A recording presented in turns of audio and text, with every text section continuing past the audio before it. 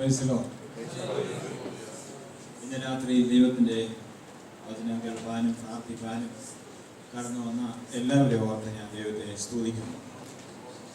കഴിഞ്ഞ ദിവസങ്ങളിൽ ദൈവം നമ്മുടെ പ്രാർത്ഥനകൾ കേൾക്കുകയും നമ്മെ അനുഗ്രഹിക്കുകയും ചെയ്തു എന്ന് ഞാൻ വിശ്വസിക്കുന്നു.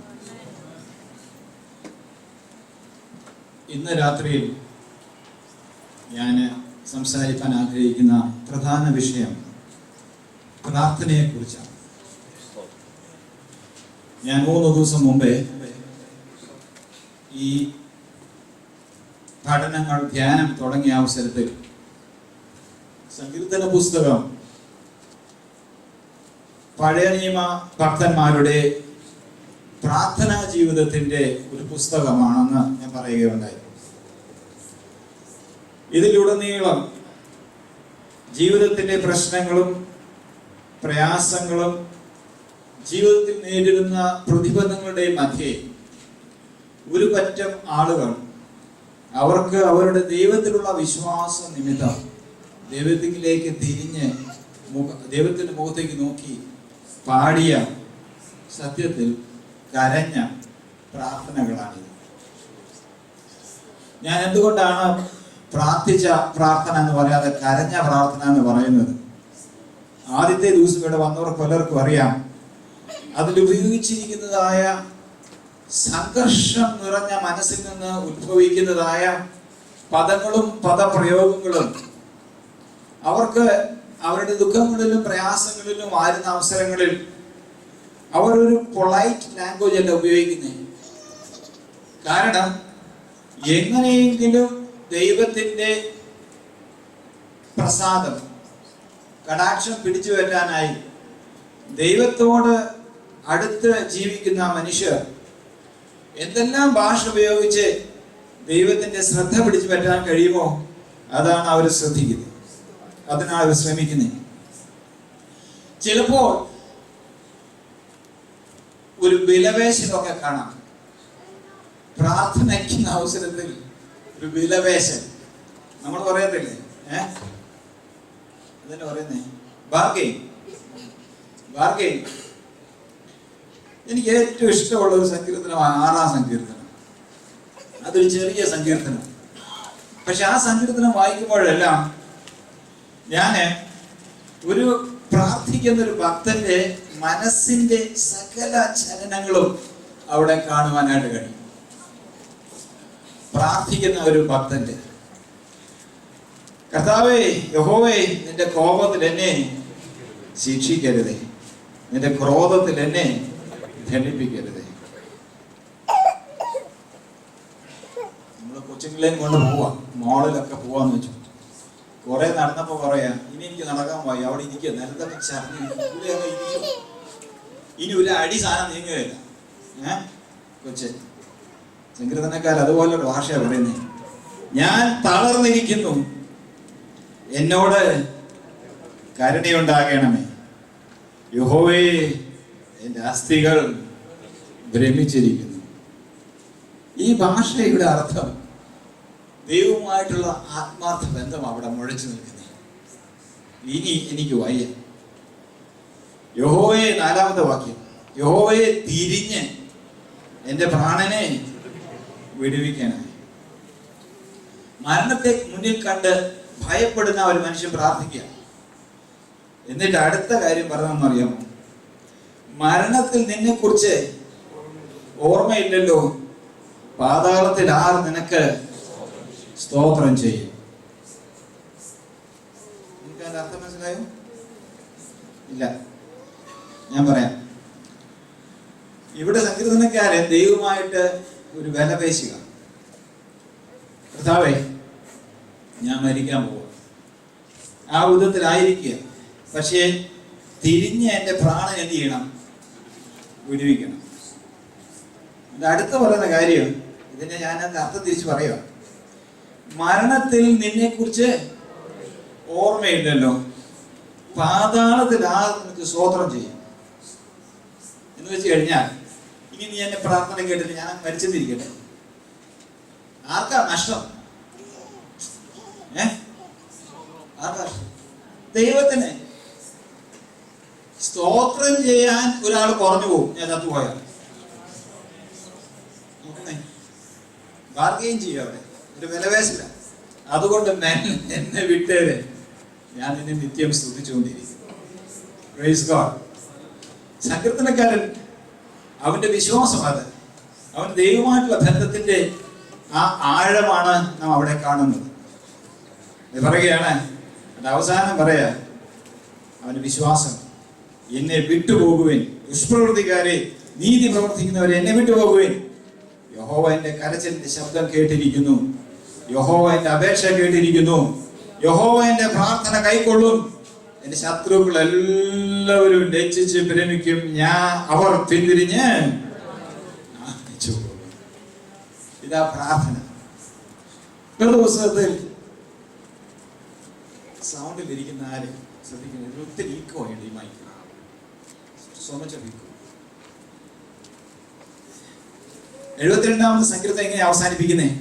ഇശായി പുത്രനായ ദാവീദിന്റെ പ്രാർത്ഥനകൾ അവസാനിച്ചിരിക്കുന്നു. പെട്ടെന്ന് ഈ ഭക്തന്മാരുടെ പ്രാർത്ഥനാ ജീവിതം തുളുമ്പി നിൽക്കുന്നതായ ഈ സങ്കീർത്തന പുസ്തകത്തിൽ നിന്ന് പ്രാർത്ഥനയുടെ ചില പാഠങ്ങൾ മാത്രം വേർതിരിച്ചെടുക്കാനാണ് ഞാൻ ആഗ്രഹിക്കുക. ഞാൻ പലപ്പോഴും വിഷയം ചിന്തിക്കുന്ന അവസരത്തിൽ ഞാൻ ചിന്തിച്ചിട്ടുണ്ട്, ഒരു പുസ്തകത്തിനുള്ള വകയുണ്ട് ഇതെന്ന് ചിന്തിച്ചിട്ടുണ്ട്. തൽക്കാലം അത് എഴുതാനുള്ള സമയം എനിക്കില്ല. അതുകൊണ്ട് എന്തെങ്കിലും ദൈവം ആരോഗ്യവും ആയുസ്സൊക്കെ തരികയാണെങ്കിൽ ഈ സങ്കീർത്തനത്തിൽ പ്രാർത്ഥന മാത്രം വേർതിരിച്ച് ഒന്ന് പഠിക്കണമെന്നോ എഴുതണമെന്നോ എനിക്ക് ആഗ്രഹമുണ്ട്. എന്തുകൊണ്ടാ ഈ ദൈവഭക്തന്മാർ ദൈവത്തോട് പ്രാർത്ഥിക്കുന്നത്? ദൈവഭക്തന്മാർ പ്രാർത്ഥിക്കുന്നതിന്റെ ആദ്യത്തെ കാര്യം, അല്ലെങ്കിൽ പ്രാർത്ഥനയുടെ അടിസ്ഥാനം എന്താണ്?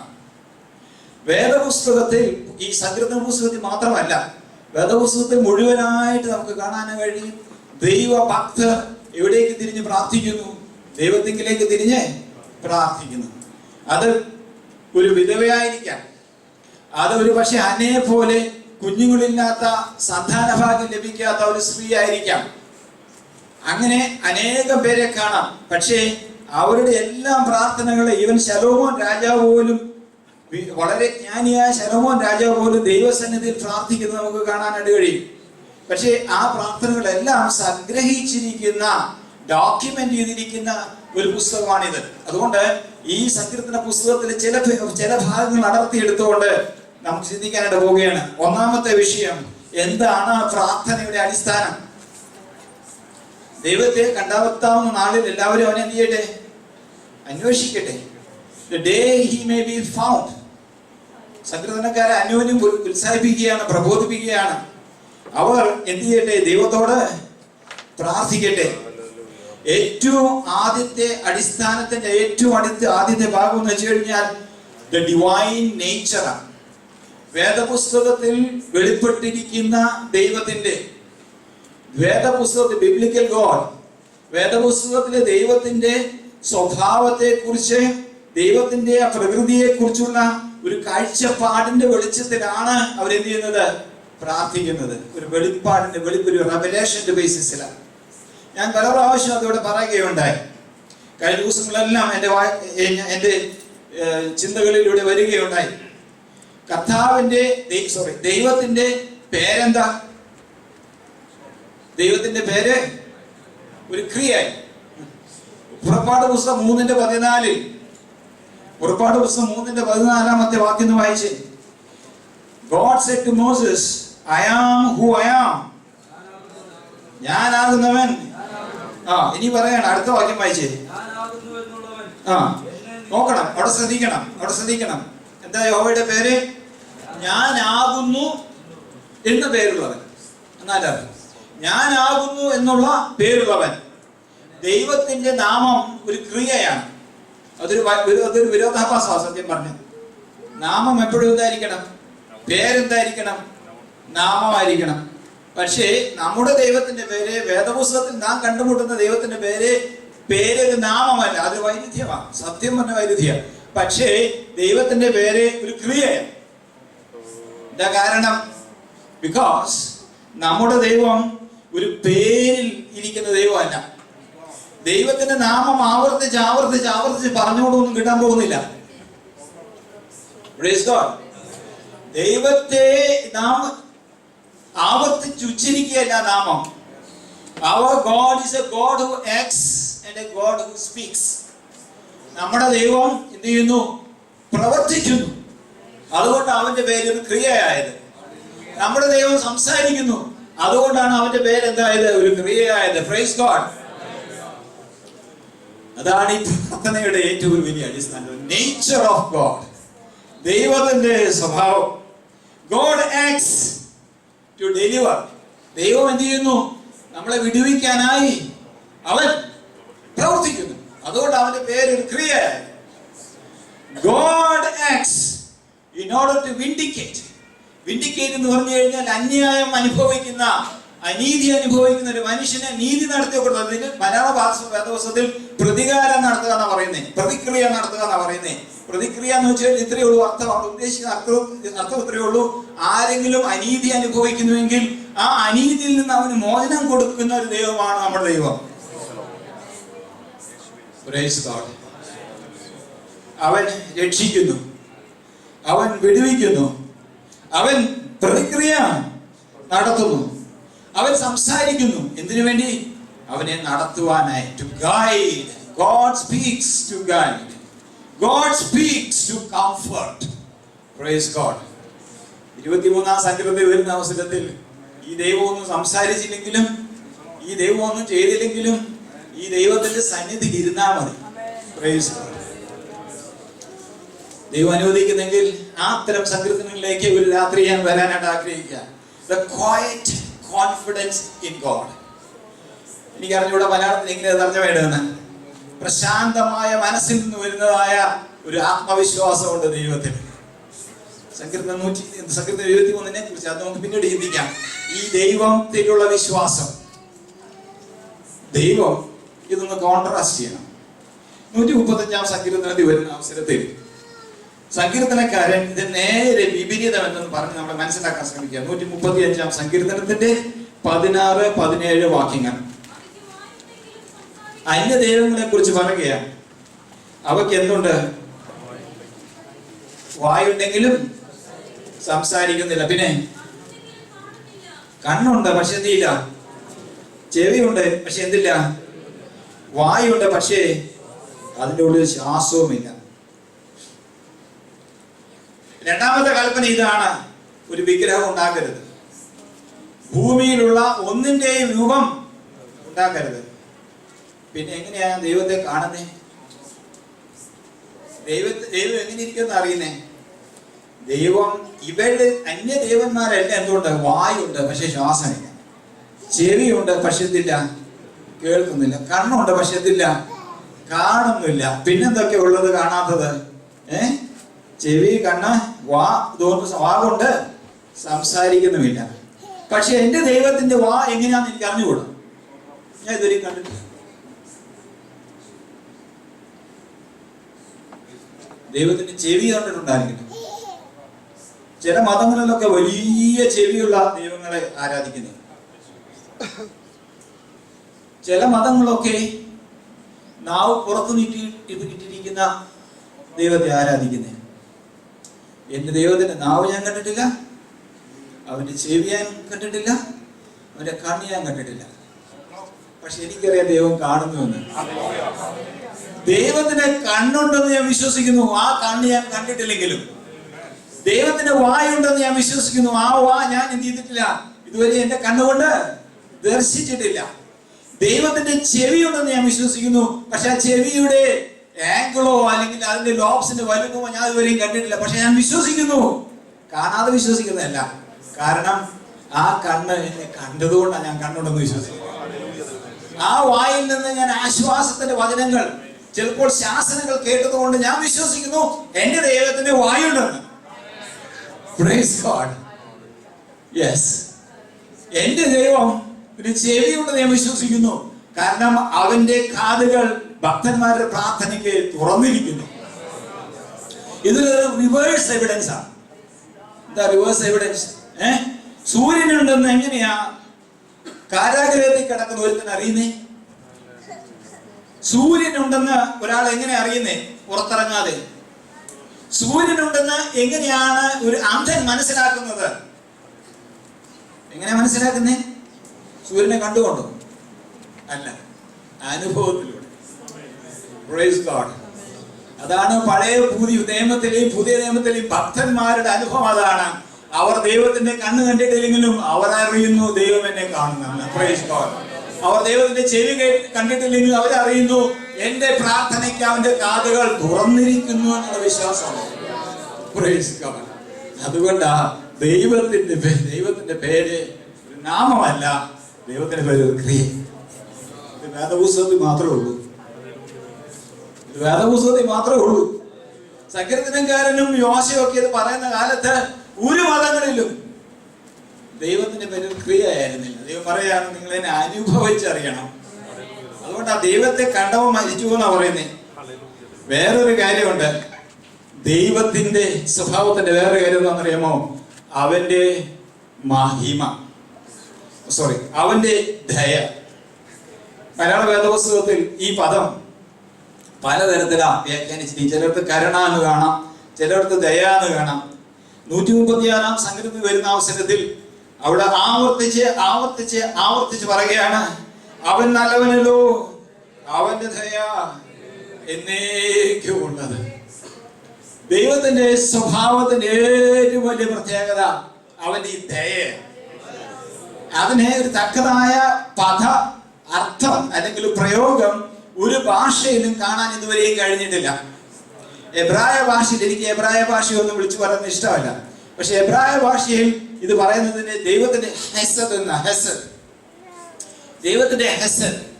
ഇത് ഇന്നുവരെയും ഒരു വ്യാഖ്യാനം, ഒരു അർത്ഥം ഇതിനെ മതിയായ ഒരു അർത്ഥം കണ്ടെത്താൻ കഴിഞ്ഞിട്ടില്ല. കൃപ എന്ന് വേണമെങ്കിൽ പറയാം. ഖുറാനിൽ അൽ റഹ്മാൻ എന്ന് പറഞ്ഞു കഴിഞ്ഞാൽ കൃപയുള്ളവൻ, കരുണയുള്ളവൻ. ആ പദം വേദപുസ്തകത്തെ ഉപയോഗിച്ചിട്ടുണ്ട് കർത്താവിന്റെ റഹമത്തെ കുറിച്ച്. പക്ഷെ ഹസദ് എന്ന് പറഞ്ഞാൽ എന്താണെന്നറിയാമോ? സ്റ്റെഡ് ഫാസ്റ്റ് ലവ് എന്നൊരു വാക്ക് ഇംഗ്ലീഷ് തർജ്ജമക്കാര് കണ്ടുപിടിച്ചിട്ടുണ്ട്. മേഴ്സി എൻഡ്യൂറൻസ് അവിടെ എഴുതിയിരിക്കുന്നത്. ചില ഭാഗങ്ങളിൽ കാണാം സ്റ്റെഡ് ഫാസ്റ്റ് ലവ്. ഇംഗ്ലീഷിൽ വേദപുസ്തകത്തിൽ മാത്രം ഉപയോഗിക്കുന്ന കാര്യമാണ് സ്റ്റെഡ് ഫാസ്റ്റ് ലവ് എന്നുള്ളത്. കാരണം ഈ പദം ഭക്തിയാണ്. എന്താണെന്നറിയാമോ? അത് ഞാൻ ഇങ്ങനെ മനസ്സിലാക്കുന്നേ, എന്തൊക്കെ ചെയ്താലും വിട്ട് മാറാത്ത ഒരു സ്നേഹം. ഇതിന്റെ ഏറ്റവും നല്ലൊരു ഹ്യൂമൻ എക്സാമ്പിൾ ഹോശിയ പ്രവാചകൻ ഒരു സ്ത്രീയെ കല്യാണം കഴിച്ചു. അവളൊരു വ്യഭിചാരിണിയായി മാറി. റൈറ്റ്. എന്നിട്ട് ദൈവം പറയുകയാണ്, തർക്കമുണ്ട്. ഒന്നെങ്കിൽ വ്യഭിചാരിണിയാണോ കല്യാണം കഴിച്ചത്, വേശ്യയാണോ കല്യാണം കഴിച്ചത് വേശ്യയാണോ എന്നൊക്കെ പണ്ഡിതന്മാർ തമ്മിൽ തർക്കമുണ്ട്. പക്ഷേ ഇവള് ഹോശിയ പ്രവാചകനെ വിട്ടിട്ട് പോയി. ദൈവം പറയുകയാണ്, നീ അവളെ പിന്നെയും പോയി കൊണ്ടുവരണം. അവള് വേശ്യയാണ്, അവൾ അവിശ്വസ്തയാണ്, അവളൊരു ചീത്ത ഭാര്യയാണ്. എന്നിരുന്നാലും നീ അവളെ കൂട്ടിക്കൊണ്ടുവരണം. എന്തിനാണെന്നറിയാമോ കാര്യം? നീ അങ്ങനെ കൂട്ടിക്കൊണ്ടു വന്നാൽ ഇസ്രായേലിനോടുള്ള എൻ്റെ ദയയുടെ ഏറ്റവും വലിയൊരു പ്രദർശനം അത്. ഇതുപോലെ ഇതാ പറഞ്ഞ അവിടെ പദം ഉപയോഗിക്കുന്നേ, ദൈവത്തിന്റെ ഹെസദ്, ദൈവത്തിന്റെ സ്റ്റെഡ് ഫാസ്റ്റ് ലവ്. അനുസരിക്കാത്തവനും അനുസരിക്കുന്നവനും വഴിതെറ്റി പോകുന്നവന്റെയും പുറകെ ഞാനും എൻ്റെ ജനവും തമ്മിൽ ഒരു ഉടമ്പടി ഉള്ളത് കൊണ്ട് ആ ഉടമ്പടിയെ മാനിക്കുവാനായി ആ ഉടമ്പടിയുടെ സ്നേഹത്തെ കുറിച്ചാണ് പറയുന്നത്. അവന്റെ ദൈവത്തിന് സ്തോത്രം ചെയ്യുവിൻ, അവന്റെ ഹെസദ് എന്നേക്കുമുള്ളത്. കർത്താവിന്റെ സ്തോത്രം ചെയ്യുവിൻ, അവന്റെ ഹെസദ് എന്നേക്കുമുള്ളത്. ഏകനായി മഹത്വങ്ങളെ പ്രവർത്തിക്കുന്നവനെ അവന് ദയ എന്നേക്കുമുള്ള. എന്തായി ദൈവദയ എന്ന് പറഞ്ഞു കഴിഞ്ഞാൽ, ദൈവം വന്ന് ചാടിയ ഒരു വല്ലാത്തൊരു കൊടുക്കാതെ എന്താ ദൈവം ചെന്ന് ചാടിയ ഒരു കൊടുക്ക. അബ്രഹാമിനോട് ദൈവം ഒരു ഉടമ്പടി ചെയ്തു. അബ്രഹാം എന്ത് ചെയ്തിട്ട് ഉടമ്പടി ചെയ്തേ? അബ്രഹാം എന്താ ചെയ്തേ? ഒന്നും ചെയ്തില്ല അല്ലേ? ആ ഉടമ്പടി ദൈവം പിന്നെ ഇവരോടെല്ലാം ആവർത്തിക്കുക. നോഹയോട് ഉടമ്പടി ചെയ്തു. എന്ത് നോഹ ചെയ്തു? ഒന്നുമില്ല. ദൈവം ഒരു ഉടമ്പടി ചെയ്തു.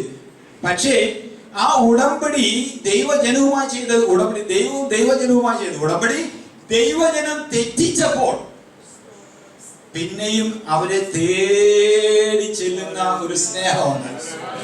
അതിന്റെ പേരാണ് ഉടമ്പടിയുടെ സ്നേഹം. ഹോശിയ ഗോമറിനെ വിവാഹം കഴിച്ചു. ഗോമർ വഴിതെറ്റിപ്പോയി. പക്ഷെ താൻ ഒരു ഉടമ്പടി ചെയ്തല്ലോ എന്ന് ഓർത്തുകൊണ്ട് തന്റെ ഉടമ്പടിയുടെ ഭാര്യ തെറ്റ് ചെയ്തിട്ടും അവളെ യഥാസ്ഥാനത്താക്കുവാൻ ഹോശേയ എങ്ങനെ പോയോ അതുപോലെ അവന്റെ ദയ നമ്മെ തേടി വരുന്നു. Praise God.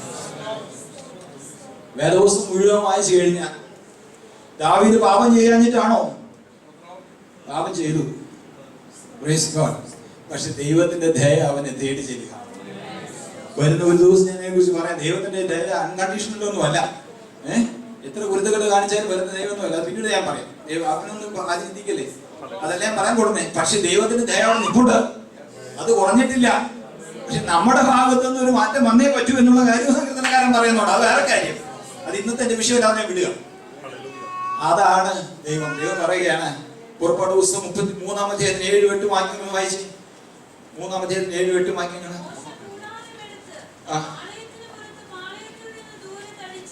അവിടെ തെറ്റിപ്പോയി. എക്സോഡസ് 3:7.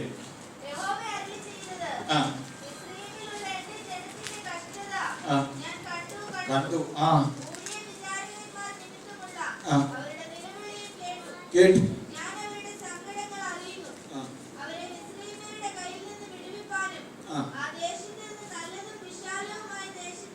മതി, തെറ്റിയിട്ടല്ല. അടുത്ത വാക്യം യോവേൽ പുസ്തകം 2-ാം അധ്യായത്തിന്റെ 12 മുതൽ 13 വരെയുള്ള വാക്യം.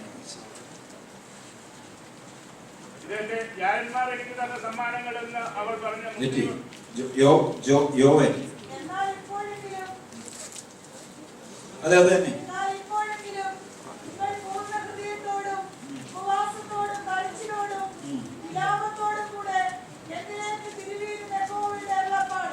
എന്നിലേക്ക് തിരിയുന്ന യഹോവയുടെ അരുളപ്പാട്.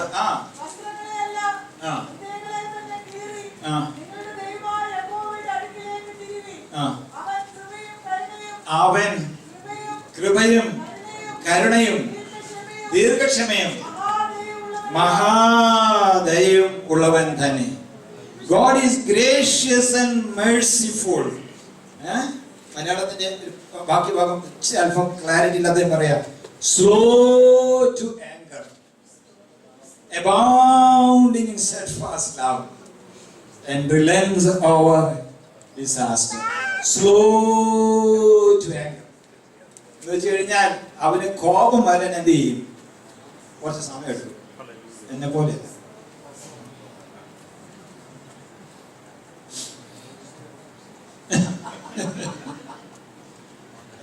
സ്ലോ ടു ആങ്കർ തന്നെ പറഞ്ഞേ.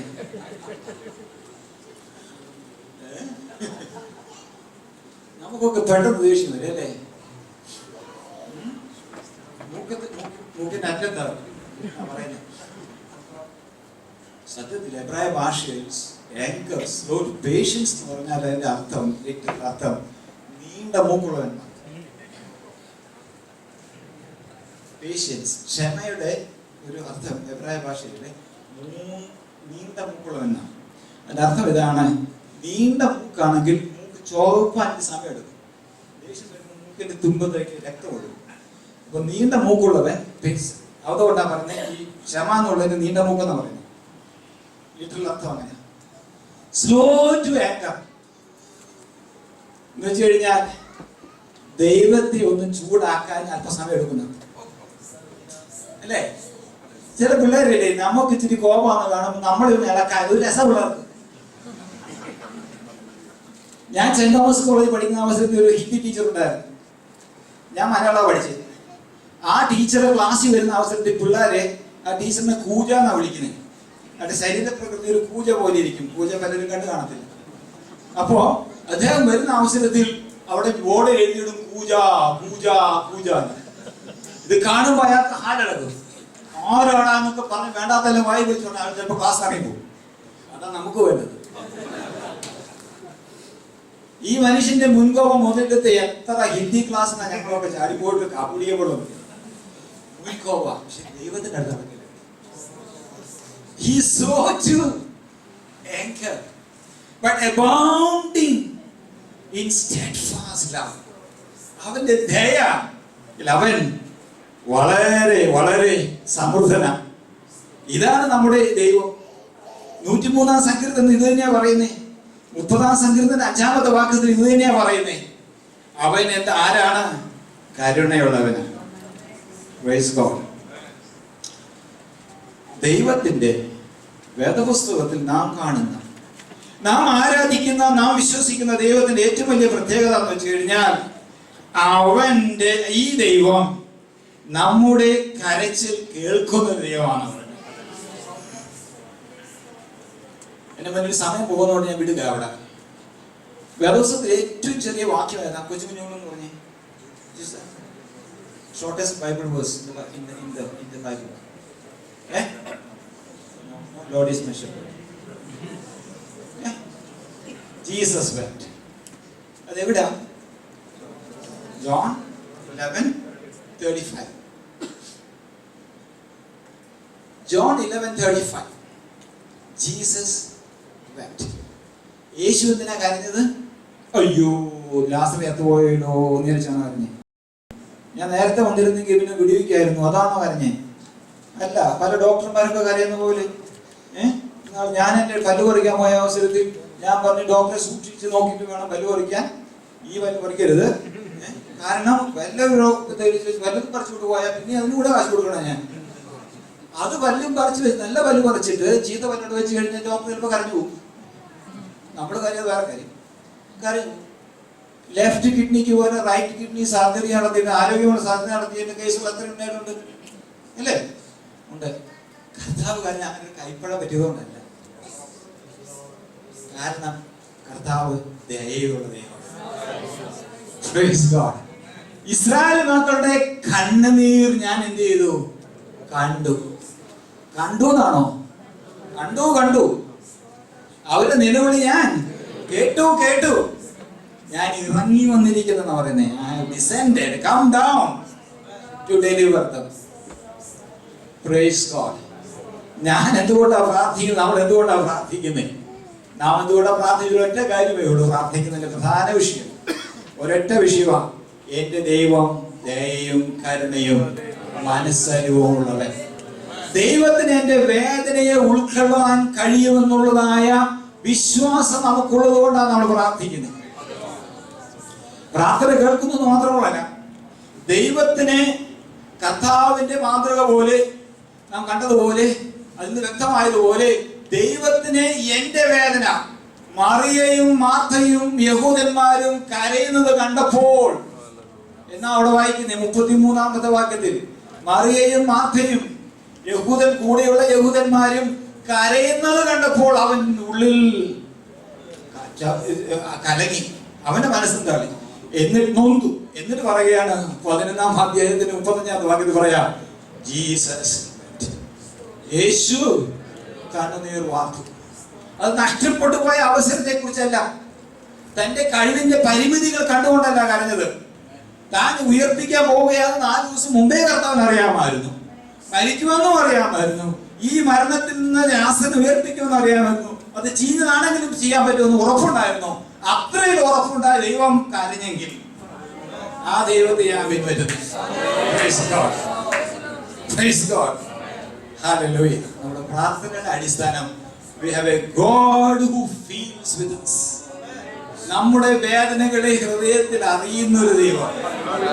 Praise God. ഒരു പിതാവിന്റെ ഹൃദയവാദ. എനിക്ക് കുഞ്ഞുങ്ങളെ അടിക്കുന്ന ഇഷ്ടമല്ല. ഇനിയിപ്പോട്ട് അടിക്കാൻ പറ്റാത്ത പ്രായമാവുകയും ചെയ്തു. ചെറു പ്രായത്തിൽ അടിച്ചു പോയി. അതുകൊണ്ട് അങ്ങനെ ഒരു ഭാഗ്യം ഉണ്ടായില്ല.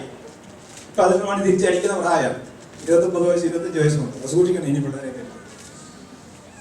പക്ഷെ ഒരു കാര്യമുണ്ട്, എന്തെങ്കിലും ഒന്ന് അടിച്ചിട്ടുണ്ട്. ഞാൻ അടിച്ചിട്ടൊക്കെ ഉണ്ട്, പക്ഷേ സ്ഥിരമൊന്നുമില്ല. 1-2 പ്രാവശ്യം എൻ്റെ ഓർമ്മയുണ്ട്. പക്ഷെ അടിച്ചിട്ടുണ്ടെങ്കിൽ തന്നെ പിള്ളേരെക്കാൾ നേരെ കറഞ്ഞിട്ടുള്ള ഞാനാണ്. സത്യം പറയാം. അതുകൊണ്ട് അടിക്കാത്ത, മനസ്സിലായല്ലോ. കാരണം അതുങ്ങൾ കാര്യമെന്ന് കാണും. എനിക്ക് നമ്മൾ ഞാൻ ഉണ്ണിയിച്ചൊന്നും കാര്യത്തില്ല അവരുടെ, പക്ഷെ ഞാൻ എവിടെയെങ്കിലും മാറിയിരുന്ന കാര്യം. സഭയിലെ ആരെങ്കിലും അല്പമൊക്കെ ഇച്ചിരി കടന്ന് ചീത്ത വിളിക്കേണ്ടി വല്ല അവസരം വരും.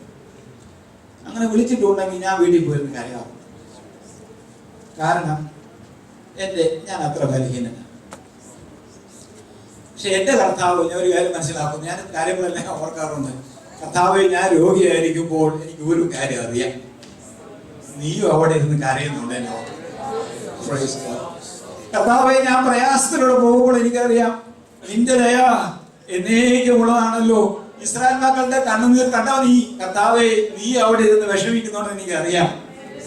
ദൈവത്തിന്റെ പാത്തോസ്, ദൈവത്തിന്റെ ഫീലിങ്സ്, ദൈവത്തിന്റെ ആ കൃപ എന്ന് പറയുന്നത് ദൈവം നമ്മോടൊത്ത് നമ്മുടെ വേദനകൾ അനുഭവിക്കുന്ന ദൈവമാണെന്നാണ് കാര്യം. ഒടുവിലത് ആ ക്രിസ്തുവിൽ, ആ ക്രൂശിൽ നമ്മുടെ സകല വേദനകളെയും ഒരൊറ്റ വ്യക്തി, ദൈവത്തിന്റെ പുത്രൻ ഏറ്റെടുത്തുകൊണ്ട് നമ്മെ സ്വതന്ത്രരാക്കി വിട്ടിരിക്കുക. Praise God. ആരെടുത്തു ആ ദുഃഖം? ആരെടുത്തു ആ സങ്കടം? ഏകജാതനായ പുത്രൻ ക്രൂശിലേക്ക്. Praise God. പ്രാർത്ഥനയുടെ ഏറ്റവും പ്രധാന വിഷയം ദൈവത്തിന്റെ നേച്ചർ, ദൈവത്തിന്റെ ക്യാരക്ടർ. നമ്മുടെ ദൈവം എങ്ങനെയുള്ളവെന്നുള്ള ബോധ്യത്തിൽ നിന്നാണ് നമ്മൾ പ്രാർത്ഥിക്കുന്നത്. Praise God. വേറെ രണ്ടാമത്തെ കാര്യം, പ്രാർത്ഥന ഒരു മാജിക് അല്ല.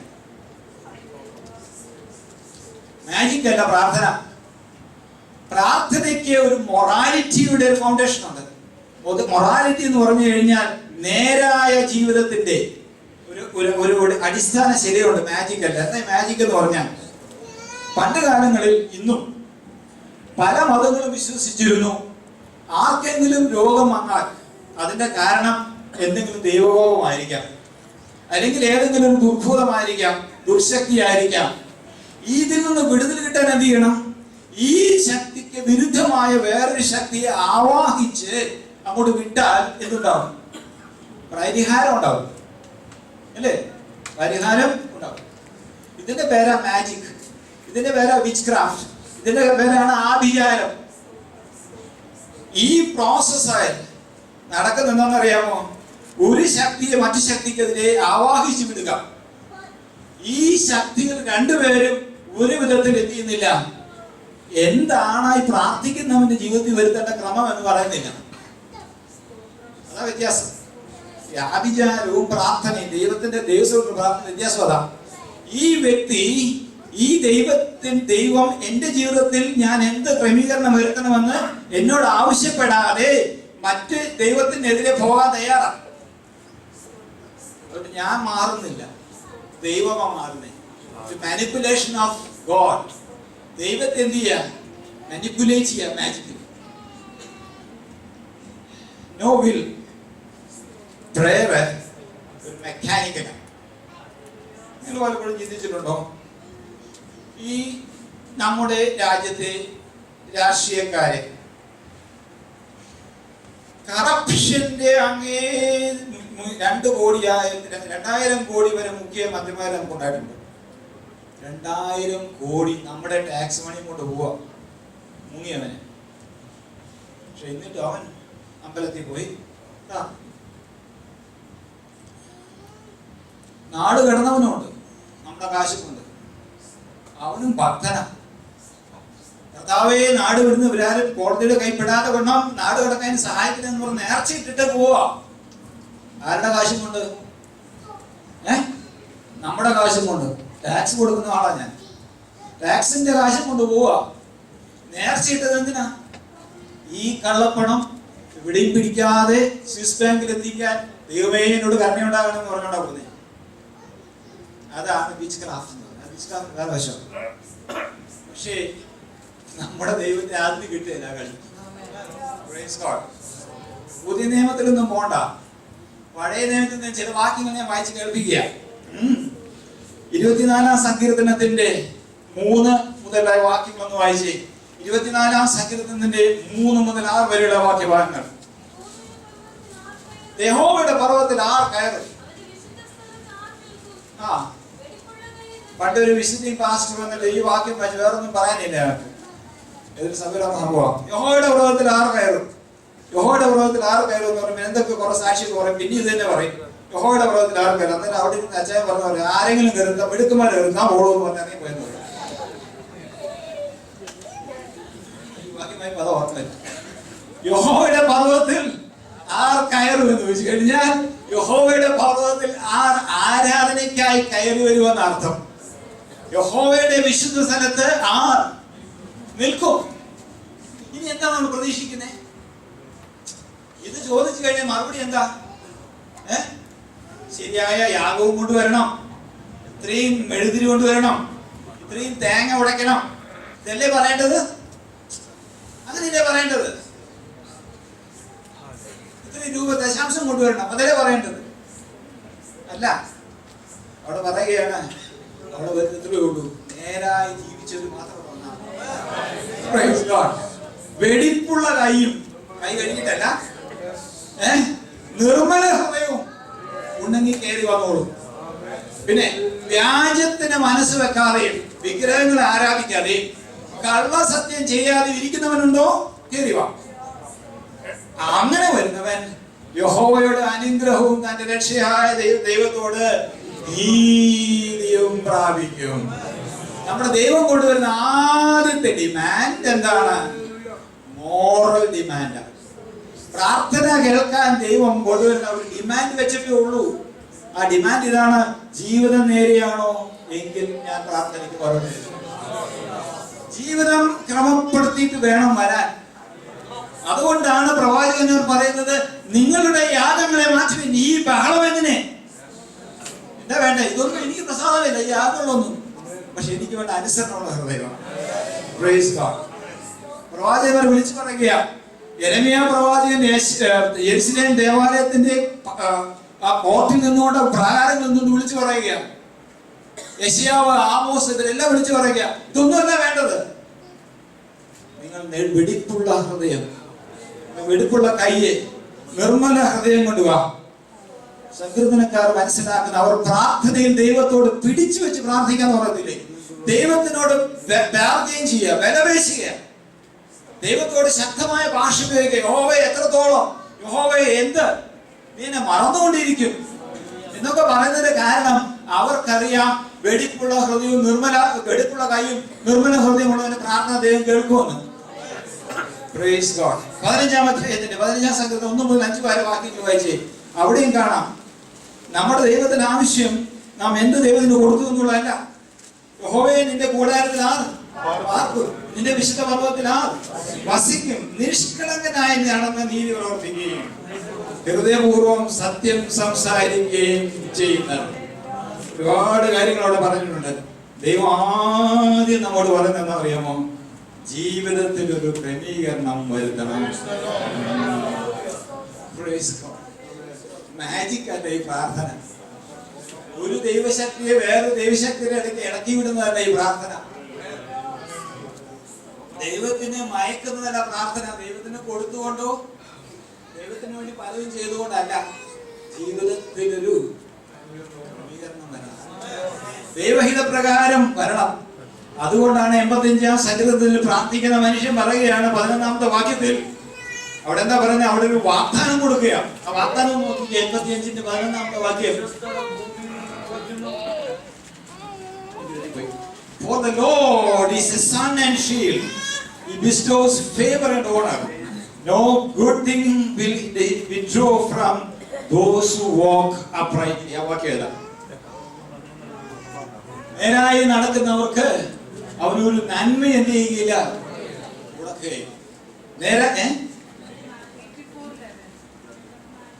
34-11 വായിച്ചു. 84. യഹോവയായ ദൈവം സൂര്യനും പരിചയമാകുന്നു, യഹോവ കൃപയും മഹത്വവും നൽകുന്നു. ഇതെല്ലാം വാഗ്ദാനമാണ്. ഇതെല്ലാം എന്താ? വാഗ്ദാനമാണ്. യഹോവ ദൈവം സൂര്യനാണ്, പരിചയമാണ്, കൃപയും മഹത്വവും നൽകുന്നവനാണ്. പക്ഷേ നേരോടെ നടക്കുന്നവർക്ക് അവൻ എന്ത് ചെയ്യില്ല, ഒരു നന്മയും മുടക്കുകയില്ല. 73-ാം സങ്കീർത്തനം 1-ാമത്തെ വാക്യം വായിച്ചു. ദൈവം ഇസ്രായേലിനെ എന്ന് വെച്ചാൽ ആരാണ് ഇസ്രായേൽ? ആരാണ് ദൈവമക്കൾ? ആരാണ് ദൈവഭക്തന്മാർ? നിർമ്മല ഹൃദയമുള്ളവർക്ക് തന്നെ നല്ലവനാകുന്നു നിശ്ചയം. നമ്മുടെ ഇടയിലുള്ള ഒരുപാട് മാജിക്, പെന്തക്കോസ്തിനെ പോലെ മാജിക് കളിക്കുന്നവര് വേറെ ലോകത്ത് എവിടെയുണ്ടെന്ന് എനിക്കറിയത്തില്ല. ജീവിതത്തിൽ പ്രശ്നം വന്നു കഴിഞ്ഞാൽ നമ്മുടെ വിചാരം 21 ദിവസം പട്ടിണി കിടന്ന പ്രശ്നം മാറുമെന്നാണ്. പക്ഷെ മാറാത്തതിന്റെ കാരണം നിർമ്മല ഹൃദയം, വെടിപ്പുള്ള കൈയും 21 ദിവസം അത് പ്രാപിച്ചാൽ വിടുന്നു. 21 ദിവസം ഉപവാസ പ്രാർത്ഥന ഉണ്ട്. നേരുള്ള നിർമ്മല ഹൃദയവും വെളുപ്പുള്ള കൈയും പ്രാപിച്ചു കഴിഞ്ഞാൽ 22-ാം ദിവസം വിടുതലുണ്ട്. സത്യത്തിൽ പറഞ്ഞ 19-ാം ദിവസം കിട്ടുക. ശാസ്ത്രം വെയിറ്റ് ചെയ്യണ്ട. Praise God. എന്താ പ്രാർത്ഥനയ്ക്ക് മറുപടി ഇല്ലാത്തെന്ന് അറിയാമോ? നമ്മുടെ ചിന്ത ഒരു മെക്കാനിക്കൽ ഗോഡിനെ കുറിച്ചാണ്, ഒരു മെഷീൻ പോലെ പ്രവർത്തിക്കുന്ന ദൈവത്തെ കുറിച്ചാണ് നമ്മൾ ചിന്തിക്കുന്നേ. ഞാൻ കുറെ പട്ടിണി കിടന്നാൽ ദൈവം കളയി വരുമെന്ന വിചാരം ഇല്ല, വെറുതെയാ. ഞാൻ കുറെ കൊടുത്ത ദൈവം എന്നെ കൂടെ നിൽക്കാന്ന് വിചാരിക്കുന്നത് ഇല്ല. ദൈവത്തെ അങ്ങനെയൊന്നും വിലക്ക് കിട്ടുകയില്ല. കാരണം അവൻ പ്രവർത്തിക്കും, പക്ഷെ അവൻ ദയാനിമിത്തമാണ് പ്രവർത്തിക്കുന്നത്. നമ്മുടെ വലിയ കഴിവുകൊണ്ടല്ല ദൈവം നമുക്ക് വേണ്ടി പ്രവർത്തിക്കുന്നത്. ഇസ്രായേൽ ജാതിയെ പോലെ നാറിയ ഒരു ജാതി ഉണ്ടായിട്ടുണ്ടോ? അവിടുന്ന് വിടുവിക്കപ്പെട്ടിട്ട് ഗുരുകുറുപ്പല്ലായിരുന്നു. അവിടുന്ന് വിടുവിക്കപ്പെട്ടിട്ട് ദൈവം ആഹാരം കൊടുത്തിട്ടും അത് തള്ളി നിൽക്കുക എന്ന അനുഭവം അല്ലായിരുന്നോ? ഈ ജാതിയെ ദൈവം വിടുവിച്ചത് അത് അവരുടെ മെറുക്കൊണ്ടല്ല. അവരുടെ പിതാക്കന്മാരായ അബ്രഹാമിനോടും ഇസ്ഹാക്കിനോടും യാക്കോബിനും ചെയ്ത വാഗ്ദത്തം നിവർത്തിക്കാം. പക്ഷെ ഒരു കാര്യം ദൈവം ആഗ്രഹിക്കുന്നു, അവർ നേരുള്ളവരായി, വെടിപ്പുള്ള ഹൃദയമുള്ളവരായി, നിർമ്മല ഹൃദയമുള്ളവരായി ജീവിക്കണമെന്ന്. അവർക്ക് ആ വാഗ്ദാനങ്ങൾ ദൈവം കൊടുത്തിരിക്കുന്നേ. വാഗ്ദാനങ്ങളുടെ കിടപ്പുണ്ട്. പക്ഷേ ആ വാഗ്ദാനങ്ങൾ പ്രാപിക്കണമെങ്കിൽ ദൈവം ആഗ്രഹിക്കുന്ന പോലെ നമ്മുടെ ഹൃദയങ്ങളെ ദൈവത്തിലേക്ക് ശുദ്ധീകരിക്കാനായിട്ട് നമുക്ക് കഴിഞ്ഞിരിക്കണം. Praise God. നമ്മുടെ ജീവിതത്തിൽ പലപ്പോഴും നമുക്കിത് മാത്രമാണ് ഏറ്റവും പ്രയാസമുള്ള കാര്യം ഇതാ. നമുക്ക് ആദ്യം വേണ്ടത് ഒരു കൺഫെഷനാണ്. നമ്മുടെ പാപങ്ങളെ ഏറ്റുപറഞ്ഞുകൊണ്ട് പ്രാർത്ഥിക്കുന്നതാണ് ഏറ്റവും വലിയ പ്രാർത്ഥന. പ്രായശ്ചിത്ത പ്രാർത്ഥനകളെ കുറിച്ച് ദൈവം അനുവദിക്കുന്ന ഒരു ദിവസം ഞാൻ സംസാരിക്കാൻ ആഗ്രഹിക്കുന്നുണ്ട്. അതിലൂടെ ഞാൻ കടക്കുന്നില്ല. പക്ഷേ നമ്മുടെ ജീവിതത്തിൽ പ്രാർത്ഥനയുടെ 2 മുഖവരുകളാണ്. പൗലോസിന്റെ ലേഖനം നാം പഠിച്ചു കഴിഞ്ഞാൽ കാണുന്നേ. ഒന്ന്, സ്തോത്രം, ദൈവത്തെ സ്തോത്രം ചെയ്യും. രണ്ടാമത്തത്, നാം പഴയ നിയമത്തിൽ നിന്നാണ് ആ പാഠം പഠിക്കുന്നത്, നമ്മുടെ പാപങ്ങളെ ദൈവസന്നിധിയിൽ ഏറ്റുപറയും. പിന്നെ മിക്കവാറും സാഹചര്യങ്ങളിൽ രണ്ടാമത് പ്രാർത്ഥനയുടെ വിഷയം ആവശ്യം വരുന്നില്ല. കാരണം അതെല്ലാം ദൈവം അറിയുന്നു. Praise God. ഞങ്ങൾ പ്രസംഗിക്കുന്നവർക്ക് ഒരു ടെംപ്റ്റേഷൻ ഉണ്ട്. അതായത് കുറച്ചു കാലമൊക്കെ പ്രസംഗിച്ച് കഴിയുമ്പോൾ ഒരു തോന്നലുണ്ടാവും, എവിടെ എന്തും പ്രസംഗിക്കാം. പണ്ടൊരു പ്രായമുള്ള ദേവദാസൻ ഞാനിരിക്കുന്ന സദസ്സിൽ അദ്ദേഹത്തിന് 5 മിനിറ്റ് സങ്കീർത്തനം വായിച്ച് പ്രബോധിപ്പിക്കാൻ സമയം കൊടുത്തു. 5 മിനിറ്റും കഴിഞ്ഞ് 10 മിനിറ്റും കഴിഞ്ഞു. അപ്പൊ അദ്ദേഹം പറഞ്ഞു, ഞാൻ നിർത്താൻ പോവാ. കാരണം മഹാകവി KV സൈമൺ സാർ പറഞ്ഞിട്ടുണ്ട്, സഭാകമ്പവും വിവരവും സഭാകമ്പവും ഇല്ലെങ്കിൽ എത്ര നേരമാണ് ഈ പ്രസംഗിക്കാമെന്ന് KV സൈമൺ സാർ പറഞ്ഞിട്ടുണ്ട്. അതുകൊണ്ട് ഞാൻ നിർത്താൻ പോകുന്നു. എന്താ കാര്യം? സഭാകമ്പം എന്ന് പറഞ്ഞാൽ മനസ്സിലായത് സ്റ്റേജിൽ കയറിയപ്പോൾ കാല് വരയ്ക്കുന്ന അതുമില്ല, വിവരവും ഇല്ലെങ്കിൽ എത്ര നേരം വേണമെങ്കിൽ സംസാരിക്കാമെന്ന് മഹാകവി KV സൈമൺ സാർ പറഞ്ഞിട്ടുണ്ട്. ഈ പ്രായമുള്ള ആളുകളോട് 5 മിനിറ്റ് കൊടുത്തു, 10 കയറാൻ പോയ സമയം. എന്നിട്ടും അദ്ദേഹം 10 മിനിറ്റ്. എന്നിട്ടും അപ്പൊ എന്താ സംഭവം? ഈ ബോധം ഉണ്ടായിട്ടും പിന്നെ 10 മിനിറ്റ് സംസാരിച്ചിരുന്നു. അപ്പൊ സഭാകമ്പവും ഇല്ല, വിവരവും ഇല്ല. ഒരു കോൺഫിഡൻസ് ഡെവലപ്പ് ചെയ്യും. പ്രസംഗിക്കുന്നവരുടെ കോൺഫിഡൻസ് ഡെവലപ്പ്. ഈ കോൺഫിഡൻസ് ഡെവലപ്പ് ചെയ്ത് കഴിഞ്ഞാൽ ഈ ആത്മവിശ്വാസത്തിൽ ഊന്നിക്കൊണ്ട് ദൈവവചനം സംസാരിക്കുകയാണെങ്കിൽ എന്റെ അനുഭവത്തിൽ ഞാൻ പറയുക, അത് ആർക്കും പറയാൻ പറ്റില്ല. പരിചയം കൊണ്ട് ഉരുത്തിരിഞ്ഞു വരുന്ന ഒരു സെൽഫ് കോൺഫിഡൻസ് ഉണ്ട്. പരിചയം കൊണ്ട് ഉരുത്തിരിയുന്ന ഒരു സെൽഫ് കോൺഫിഡൻസ് ഉണ്ട്. ആ കോൺഫിഡൻസ് വെച്ച് ഇത്തരം ഒരു പ്രസംഗപീഠത്തിൽ ഇപ്പുറം നിന്ന് പ്രസംഗിച്ചു കഴിഞ്ഞാൽ ഒരു ജനത്തിന്റെയും ജീവിതത്തെ തൊടാൻ പോകുന്നില്ല. എന്താ പറയുന്നത്? അതുകൊണ്ട് ആദ്യം വേണ്ടത്, കർത്താവേ ഞാനൊരു മഹാനാണ് എന്നുള്ളൊരു തോന്നലുണ്ടല്ലോ, അത് ഇവിടെ കിടന്ന് തകർത്താൽ മാത്രം ഇവിടെ എഴുന്നേൽക്കാൻ പറ്റും. അത് തകരണം, അത് ക്രൂശിക്കപ്പെടണം. ആ ക്രൂശിതമായ ആ രൂപത്തിൽ നിന്ന് മാത്രമേ എത്തിയപ്പെടുകയുള്ളൂ. ദൈവാലോചന വരികളും ഞാൻ മനസ്സിലാക്കിയിട്ടുണ്ട്. Praise God. പക്ഷെ പലപ്പോഴും സെൽഫ് കോൺഫിഡൻസ് എന്നെ വേട്ടയാടാറുണ്ട്. അപ്പോഴെല്ലാം പ്രാർത്ഥിക്കുമ്പോൾ ഞാൻ ആദ്യം പ്രാർത്ഥിക്കുന്ന കാര്യം, കർത്താവേ ഞാൻ എന്നെ തന്നെ ക്രൂശിക്കും. കർത്താവേ ഞാൻ എന്റെ എല്ലാ അഭിമാനത്തെ, എന്റെ എല്ലാ ഡിഗ്രിയും, എന്റെ എല്ലാ ഇതൊക്കെ ഉണ്ടല്ലോ, അതൊക്കെ അവിടെ താഴെ വെക്കുക. പിന്നെ ഒരു പ്രാർത്ഥനയുടെ ആവശ്യം സാധാരണ വരാറില്ല. അത് ബാക്കി കാര്യം ദൈവമല്ല. വെടിപ്പുള്ള ഹൃദയവും വെടിപ്പുള്ള കൈയും നിർമ്മല ഹൃദയവും നേരായ വഴി, ഈ രണ്ടും ഉണ്ടെങ്കിൽ, മൂന്നും ഉണ്ടെങ്കിൽ ദൈവം ബാക്കി കാര്യങ്ങളെ ഏറ്റുള്ളൂ. Confession is the foundation for our prayers. മൂന്നാമത്തെ കാര്യം ശലോമോന്റെ പ്രാർത്ഥനയാണ്. വേദപുസ്തകത്തിലെ എല്ലാ പ്രാർത്ഥനയുടെ ഒരു മോഡലാണ് ശലോമോന്റെ പ്രാർത്ഥന. ശലോമോൻ 1 രാജാക്കന്മാർ 8-ാം അധ്യായത്തിൽ തന്റെ ദേവാലയം പ്രതിഷ്ഠിച്ചതിന് ശേഷം ശലോമോൻ ഒരു പ്രാർത്ഥന നടത്തി. ദൈവമേ, നീ സ്വർഗാദി സ്വർഗങ്ങളിലും ഒന്നും ഇരുന്നില്ല, അടങ്ങുന്നില്ലല്ലോ, ഒതുങ്ങുന്നില്ലല്ലോ ഈ ചെറിയ ആലയത്തിൽ. എങ്ങനെ? ഒരു കാര്യം മാത്രം ഞാൻ പറയാം, ഇത് നിന്റെ പ്രാർത്ഥനാലയം. ഇവിടെ വെച്ച് പ്രാർത്ഥിക്കുമ്പോൾ നീ കേട്ട് ഉത്തരം അരുളണമേ. എന്നിട്ട് ഒരുപാട് ലിസ്റ്റ് കൊടുത്തിട്ടുണ്ട് എന്തൊക്കെയാണെന്ന്. സങ്കീർത്തനക്കാർ പ്രാർത്ഥിക്കുന്ന എല്ലാ പ്രാർത്ഥനാ വിഷയങ്ങളും ആ 30 ചില വാക്യം 30 മുതൽ 51 വരെയുള്ള വാക്യങ്ങളിൽ നമുക്ക് കാണാനായിട്ട് കഴിയും. അവിടെ വൈരിയുടെ നിന്ന് വിടുവിക്കാൻ, പ്രകൃതിയുടെ ക്ഷോഭങ്ങളിൽ നിന്ന് വിടുവിക്കാൻ, അന്യായത്തിൽ നിന്ന് വിടുവിക്കാൻ, രോഗങ്ങളിൽ നിന്ന് വിടുവിക്കാൻ, ബാധകളിൽ നിന്ന് വിടുവിക്കാൻ, ഇതെല്ലാം അവിടെ പറഞ്ഞിട്ടുണ്ട്. കൂടുതൽ ഒരു കാര്യം അവിടെ പറയുന്നത് പ്രത്യേകിച്ച്, അത് മാത്രമേ ഞാൻ രാത്രി മുന്നിൽ ശ്രദ്ധിക്കാൻ കൊണ്ടുവരാൻ ആഗ്രഹിക്കുന്നത്. 1 രാജാക്കന്മാർ 8:41 വായിച്ചേ. 1 രാജാക്കന്മാർ 8:41 മുതൽ 42.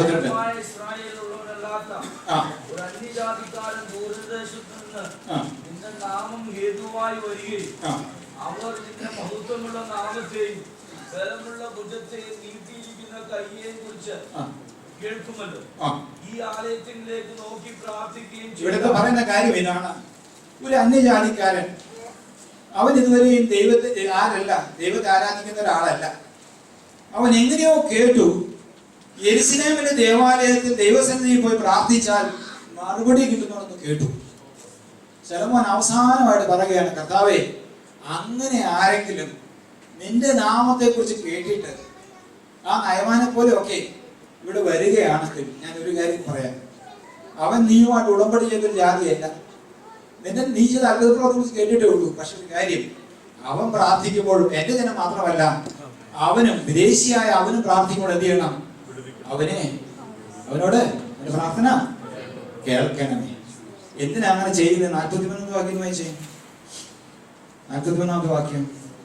ഭൂമിയിലെ സകല ജാതികളും നിന്റെ ജനമായ ഇസ്രായേൽ എന്ന പോലെ നിന്നെ ഭയപ്പെടുവാനും പണിതിരിക്കുന്ന ഈ ആലയത്തിന് നിന്റെ നാമം വിളിക്കപ്പെട്ടിരിക്കുന്നത് ഗ്രഹിപ്പാനും നിന്റെ നാമത്തെ അറിവാനും തക്കവണ്ണം അന്യജാതിക്കാരൻ നിന്നോട് പ്രാർത്ഥിക്കുന്നതൊക്കെയും പല കാര്യങ്ങളാണ് പറയുന്നത്.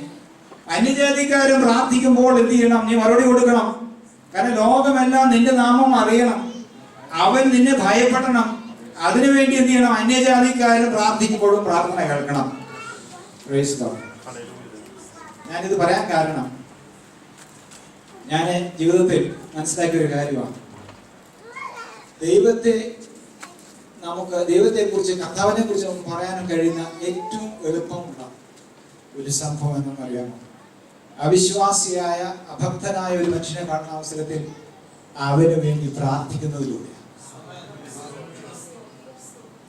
പ്രാർത്ഥിക്കുക. ആരെങ്കിലും നമ്മുടെ ജോലി സ്ഥലത്ത് ദൈവത്തെ അറിയാത്തവനുണ്ടെങ്കിൽ അവന്റെ അടുത്ത് ചെന്നിട്ട് സുവിശേഷം പറയുന്നതിന് മുമ്പേ അവന്റെ പ്രശ്നങ്ങൾ ഏറ്റെടുത്തുകൊണ്ട് പറയണം, ഞാൻ നിങ്ങൾക്ക് വേണ്ടി പ്രാർത്ഥിക്കാം. ഒരിക്കൽ പൂനെയിലെ ഒരു ജേർണലിസ്റ്റ് ചോദിച്ചു, ഞങ്ങളുടെ ഒരു സഹോദരൻ പറഞ്ഞു, നിങ്ങൾ എന്തോ ചെയ്യുന്നതെന്ന് ചോദിച്ചു. ഞങ്ങൾ പ്രാർത്ഥിക്കും.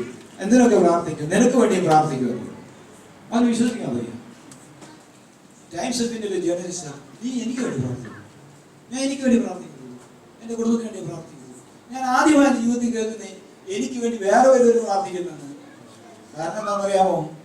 ദൈവത്തെ അറിഞ്ഞവൻ അവനറിയാം മറ്റുള്ളവർക്ക് വേണ്ടി പ്രാർത്ഥിക്കാം. നമ്മൾ പലപ്പോഴും പല അവസരങ്ങളും മിസ് ചെയ്യും. രോഗിയായ ഒരാളെ കണ്ടു കഴിഞ്ഞാൽ പെന്നിഹീന്റെ അടുത്തോടൊന്നും കൊണ്ടുപോകണ്ട. സഹോദര, ഞാൻ നിങ്ങൾക്ക് വേണ്ടി പ്രാർത്ഥിക്കാം. ജസ്റ്റ് കാഫറ്റീരിയ വെച്ചോ, ക്യാൻറ്റീനിയെ വെച്ചോ, ബസ് സ്റ്റോപ്പിൽ വെച്ചോ, കാർ പാർക്കിൽ വെച്ചോ ഒന്ന് കൈവച്ച് ഒരു വാക്കൊന്ന് പ്രാർത്ഥിച്ചു വിട്ടാൽ മതി. Price God. ദൈവത്തിന്റെ വാഗ്ദാനമാണ്. അന്യജാതിക്കാരൻ നിന്നോട് പ്രാർത്ഥിച്ചാൽ എന്ത് ചെയ്യും? മറുപടി കൊടുക്കും. ഞാൻ കോളേജ് പഠിക്കുന്ന അവസരത്തിൽ ഞാൻ പ്രാർത്ഥിക്കുമ്പോൾ റൂമിൽ കയറി വന്ന് ശബ്ദം ഉണ്ടാക്കി ബഹളം വെക്കുന്ന കുറെ ആളുകളുണ്ടായിരുന്നു. അവർ ഇച്ചിരി കള്ള കൂടിക്കുന്നു എന്റെ കൂട്ടുകാരൻ. ഒരു ദിവസം ഞങ്ങൾ രണ്ടുപേരും നടക്കാൻ പോണ അവസരത്തിൽ അവർ രണ്ടും ചോദിച്ചു, നിങ്ങൾ പല കാര്യങ്ങൾ പറഞ്ഞു. ഞാൻ പറഞ്ഞു, എടാ നീയൊക്കെ എന്തൊക്കെ ചെയ്താലും ഞാൻ നിനക്ക് വേണ്ടി പ്രാർത്ഥിക്കും എന്ന് ഞാൻ പറഞ്ഞു. ഞാൻ പ്രാർത്ഥിക്കും ചെയ്തു, ഇന്നും പ്രാർത്ഥിക്കും. ഇന്നും പ്രാർത്ഥിക്കും. ഞാൻ കോളേജ് പഠിച്ച കാലം നിങ്ങൾക്ക് അറിയാമല്ലോ, തലയുടെ മുടി നോക്കിയാൽ എത്രത്തോളം വർഷം. അപ്പോ ഞാൻ ഇന്നും പ്രാർത്ഥിക്കുന്നവർക്ക് വേണ്ടി ഞങ്ങളെ കണ്ടിട്ടില്ല. ഒരു ദിവസം ഞാൻ പനി പിടിച്ച് കിടന്നു. 2-3 ആഴ്ച വീട്ടിലായിരുന്നു. ഒരു ദിവസം നോക്കിയപ്പോഴുണ്ടടാ ഇവന്മാരെല്ലാവരും കൂടെ എൻ്റെ വീട്ടിൽ വന്നിരിക്കുന്നു. വീട് തപ്പിപ്പിടിച്ച് വന്നിരിക്കുക. ഞാനത് പലയിടത്തും ഈ ഉദാഹരണം പറഞ്ഞിട്ടുണ്ട്. അത് കഴിഞ്ഞ് എനിക്ക് വളരെ എൻ്റെ ജീവിതത്തെ വളരെ സ്പർശിച്ചു. കാരണം ഹിന്ദുക്കളും ഒരു കത്തോലിക്കലുമാണ്. ഞാൻ അസുഖം മാറി ഹോസ്റ്റലിൽ തിരിച്ചു തന്നെ ചോദിച്ചു, നീയൊക്കെ എന്തിനാ ഞാനുള്ളപ്പോൾ എന്നെ എല്ലാം കളിയാക്കി എൻ്റെ വേറെ സംബന്ധിച്ച് വലിക്കുകയൊക്കെ ചെയ്യുമായിരുന്നു പ്രാർത്ഥിക്കുമ്പോൾ. ഇനി എന്തിനെല്ലാം കൂടെ അവിടെ വന്നു ചോദിച്ചു. അവൻ പറയാ, ഒരുത്തൻ പറയാ, എടാ നീ പോയപ്പോൾ അപ്പോഴേ തുടങ്ങി എനിക്കൊരു അസ്വസ്ഥത. ഞാൻ ചോദിച്ചു, എന്താ അസ്വസ്ഥത? തലയ്ക്ക് തോന്നാൻ ഒരാളെ കിട്ടിയില്ലെന്നോ? പറഞ്ഞ അല്ലല്ല, നീ അന്ന് പറഞ്ഞൊരു കാര്യം എനിക്ക് ഓർമ്മയുണ്ട്, നീ എനിക്ക് വേണ്ടി പ്രാർത്ഥിക്കും. അതാ വലിയ സാക്ഷ്യം. Praise God. അന്യജാതിക്കാരന് വേണ്ടി പ്രാർത്ഥിക്കുക. അതിലൂടെ അവൻ എന്ത് ചെയ്യട്ടെ? നമ്മുടെ ദൈവത്തിന്റെ ശക്തി അനുഭവിക്കട്ടെ. Praise God. അതെന്തായാലും കൈവച്ച് പ്രാർത്ഥിക്കുക. അതിന് സൗകര്യപ്പെട്ടില്ലെങ്കിൽ ഞാൻ വീട്ടിൽ പോയി പ്രാർത്ഥിക്കുന്നു പ്രൊമോസ് ചെയ്യുക. കാരണം അവൻ നിന്റെ നാമം അറിയുവാനും ഈ ലോകം മുഴുവൻ ദൈവത്തിന്റെ നാമം അറിയാനും പ്രാർത്ഥനയ്ക്ക് ശക്തിയുണ്ട് എന്ന് നാം മനസ്സിലാക്കണം. Praise God. പ്രാർത്ഥനയ്ക്ക് അത്രത്തോളം ശക്തിയുണ്ട്. Praise God. പ്രാർത്ഥനയുടെ സങ്കീർത്തനത്തിൽ നിന്ന് മനസ്സിലാക്കുന്ന പ്രാർത്ഥനയുടെ ചില അവസരങ്ങൾ, എസെൻഷ്യൽസ് ഞാൻ പറയാൻ ആഗ്രഹിക്കുക. ആദ്യം സങ്കീർത്തനക്കാരൻ പറയുക 37-ാമത്തെ സങ്കീർത്തനത്തിൽ ആദ്യം പ്രാർത്ഥനയിൽ നാം പഠിക്കുന്ന ഒരു കാര്യം ദൈവത്തിലുള്ള ആശ്രയം. Praise God. 37-ാം സങ്കീർത്തനം 5-ാമത്തെ വാക്യം, നിന്റെ വഴി യഹോവയെ പരമേൽപ്പിക്കുക, അവനിൽ തന്നെ ആശ്രയിക്കുക, അവൻ അത് നിർവഹിക്കും. വളരെ ചെറിയ സെന്റൻസസ് അവിടെ. നിന്റെ വഴി എന്ത് ചെയ്യുക? യഹോവയെ പരമേൽപ്പിക്കുക, അവനിൽ തന്നെ ശ്രദ്ധിക്കണം, അവനിൽ തന്നെ ആശ്രയിക്കുക. വേറെ ആരും ആശ്രയിക്കാൻ പോലും. പിന്നെ അവൻ നിർവഹിക്കും. ഞാനിങ്ങനെ ഒരു കഥ കേട്ടിട്ടുണ്ട്. ഒരാള് ദൈവത്തിന്റെ സിംഹാസന റൂമിൽ, ത്രോൺ റൂമിൽ ചെന്നു. അവിടെ ചെന്ന അവസരത്തിൽ അവിടെ മുഴുവൻ കുറെ പൊട്ടിച്ചിതറിയ കളിപ്പാട്ടങ്ങളാണ്. ചക്രമില്ലാത്ത കാറ്, കൈയില്ലാത്ത ഒരു പാവ, ഇങ്ങനെ കൂടെ ചെതറി കിടക്കുക. അപ്പൊ അവൻ ചോദിച്ചു, എന്താ ദൈവം ഇത് ഈ കാണുന്നല്ല, വല്ല ഒന്ന് വൃത്തിയാക്കിക്കൂടെ എന്ന് ചോദിച്ചു. അന്നേരം ദൈവം പറഞ്ഞു, ഇത് എന്റെ മക്കൾ കൊണ്ടുവന്ന പ്രശ്നങ്ങളാണ്. ഈ പ്രശ്നങ്ങളൊക്കെ എന്നെ ഏൽപ്പിച്ചതാണ്. ഇതിനു വേണ്ടി ഇതൊക്കെ ഒന്ന് ഫിക്സ് ചെയ്ത് കൊടുക്കാൻ വേണ്ടി ഏൽപ്പിച്ചതാണ്. പിന്നെ എന്താ ഇവിടെ കിടക്കുന്നേ? ഇവരോട് ഫിക്സ് ചെയ്ത് ഏൽപ്പിച്ചു, പക്ഷെ ആരും തിരിച്ചു വന്നില്ല. ഞാൻ എത്ര സമയം എടുത്തു നന്നാക്കി എടുക്കാൻ? കുറച്ച് സമയം വേണം നോക്കി. അതിന് അവർക്ക് ക്ഷമയില്ലാത്തതുകൊണ്ട് അവരെന്ത് ചെയ്തു? വിട്ടിട്ട് പോയി. അവർ വേറെ പരിഹാരം കണ്ടു. കാറ് കേടായ കാറ് കൊണ്ടുവന്ന ദൈവമകൻ എന്ത് ചെയ്തു? പോയി വേറെ കാറ് വാങ്ങിച്ചു. കയ്യില്ലാത്ത പാവയും കൊണ്ട് അപ്പന്റെ അടുക്കിലേക്ക് വന്നവർ എന്ത് ചെയ്തു? കുറച്ചു കാലം കാത്തിരുന്ന് ഒട്ടിച്ചു തരുമെന്ന് വിചാരിച്ചു. ഒട്ടിച്ചു കൊടുത്തില്ല. ഉള്ളി പോയി വേറെ പാവയെ മേടിച്ചു. ദൈവസന്നിധിയിൽ കർത്താവ് പറയും, ദൈവത്തിന് വചനത്തിൽ പറയുകയാണ്, commit your ways to the Lord. നിന്റെ വഴി യഹോവയെ എന്ത് ചെയ്യുക?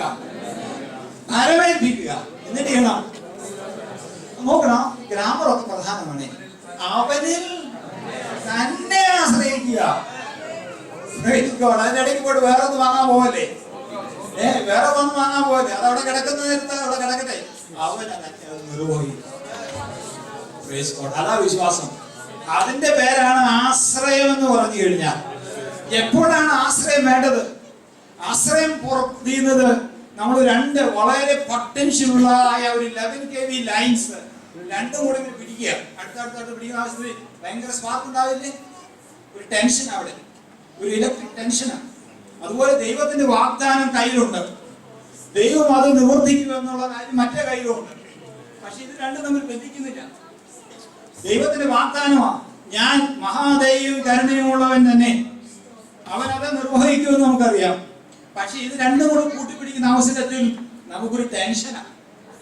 ഈ ടെൻഷൻ ഇല്ലാതാക്കുന്ന സാധനത്തിന്റെ പേരാണ് ദൈവാശ്രയം. അവൻ അത് നിർവഹിക്കുമെന്നുള്ള വിശ്വാസത്തിന്റെ പേരാണ് വാഗ്ദാനവും അതിന്റെ പൂർത്തീകരണവും തമ്മിലുള്ള അകലം ഇല്ലാതാക്കുന്നത്. ആശ്രയം എന്നതിന്റെ പേര്. Praise God. അതിന്റെ പേര് ആശ്രയം എന്ന. മാത്രവുമല്ല ഒരു കാര്യം കൂടി അവിടെയുണ്ട്. എന്താണെന്നറിയാമോ? അത് ഞാൻ പറ്റുന്നു പോട്ടെ. ക്ഷമ, patience, wait for the Lord. 25-ാം സങ്കീർത്തനം വായിച്ചു കഴിഞ്ഞാൽ അവിടെ ആ കൊച്ചു സങ്കീർത്തനത്തിൽ 3 പ്രാവശ്യമെങ്കിലും പറയുന്നുണ്ട് കാത്തിരിക്കുക. ഒന്ന് വായിച്ചേ, കാത്തിരിക്കുക. 25-ാമത്തെ സങ്കീർത്തനം 3-ാമത്തെ വാക്യം വായിച്ചു പെട്ടെന്ന്. നിന്നെ കാത്തിരിക്കുന്ന ഒരുവൻ എന്ത് ചെയ്യില്ല? ലജ്ജിച്ചു പോകയില്ല. വെറുതെ ദ്രോഹിക്കുന്നവൻ ലജ്ജിച്ചു പോകും. നിന്നെ കാത്തിരിക്കുന്ന ഒരുവൻ എന്ത് ചെയ്യില്ല? ലജ്ജിച്ചു പോകില്ല. എന്ന് വെച്ചാൽ ഒരിക്കലും അവൻ എന്ത് ചെയ്യപ്പെടുന്നില്ല? നിരാശപ്പെടുകയില്ല. പക്ഷെ നമ്മൾ ദൈവത്തെ നിരാശപ്പെടുത്തുക, നമ്മുടെ പ്രശ്നങ്ങളും കൊണ്ട് അവിടെ പോയി 2 മാസം കൊണ്ട് പരിഹരിക്കപ്പെടണമെന്നാണ് നമ്മുടെ വാശി. ദൈവം 2 മാസം 30 സെക്കൻഡ് എടുത്താൽ നമ്മളവിടെ കിട്ടുകയില്ല. നമ്മൾ ഓടും. പരിഹരിക്കപ്പെടാത്ത പ്രശ്നങ്ങൾ ദൈവസന്നിധിയിൽ വെച്ചിട്ട് ദൈവത്തെ കാത്തിരിക്കുവാൻ കഴിയാതെ ഓടിപ്പോകുന്ന അനുഭവങ്ങളാണ് നമുക്ക് പലപ്പോഴും. 5-ാമത്തെ വാക്യം ഒന്നുകൂടെ വായിച്ചേ. 5-ാമത്തെ വാക്യം അതേ സങ്കീർത്തനത്തിന്റെ.